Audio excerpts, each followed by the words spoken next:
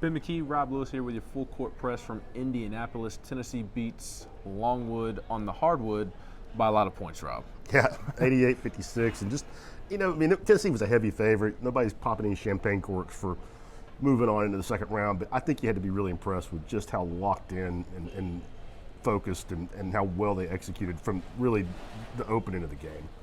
Yes, and there for a minute, I don't know what you thought about it, but there for a minute, in those first couple of minutes of the game, I kind of thought Longwood was going to be able to hang with Tennessee for a little while, and they did for 7-8 minutes, and Tennessee made some changes defensively, and it was over from there. Yeah, Rick said post-game they started switching pretty much everything.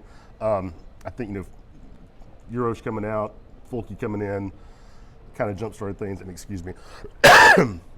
Tennessee goes, it's 16-15, and I'm with you. It kind of looks like, I don't think Longwood's going to win, but they're going to make enough shots to where it's not a blowout. And then, boom, Tennessee puts the pedal to the floor. Fulkerson scores more points in 5 minutes than he scored in Tampa, pretty much. And then at the end of the half, Vescovi and Josiah just get filthy hot. They hit 7 threes in the last 5:48. And the game's over at halftime. And I thought Fulke's start was huge because I thought it opened up things for Josiah and Santi. And look, they were the normal shots that those guys take, but Longwood could not stop Fulke early. I mean, that was the most offensive production we've seen from him in quite some time, and I thought that really opened up things on the perimeter. Oh, I just thought everything clicked today on the offensive end. And, Longwood's undersized and don't have the same kind of athletes, but they're a good defensive team, in their league. And so I think you have to give Tennessee some credit for just the level of execution they got today.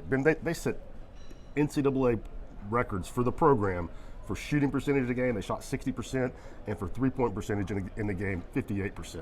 That's pretty stout. Yes, and Urosh was really the only one that had a poor performance, I would say. Kennedy, Santi, Josiah, and Fulke combined for 63 points. And Huntley Hatfield had a nice game. Brandon looked really nice as well, had some really nice post moves, continuing to flash the potential more and more. And moving forward, Fulke's going to have the same production against Michigan on Saturday. Brandon's going to have to step up. Urosh is going to have a bounce-back game. And I think you're even going to have to get Jonas in the mix to deal with how big Michigan is on Saturday. I agree, because they play those two bigs, Diabate and Hunter Dixon. They will play them together a lot, and I completely agree with you. I was surprised Rick didn't play AD more today until the garbage time minutes he got. But before we get out, my last point, Ben, Tennessee, they're kind of a veteran team, and they've got some dudes that have been around, but they don't have virtually any NCAA experience. Josiah and Santi have played one game as starters. Fulke has been around forever, but he was a role player on those teams, in 18 and 19. Really impressed that they had no postseason jitters. They were so good from the start. Because how many times do you see a high seed come out and it's been kind of sluggish to start the game? Eventually maybe they pull away, but the shots aren't going. They're making turnovers, and that was not the case with Tennessee. I was really impressed with how cohesive and dialed in they were just from the start.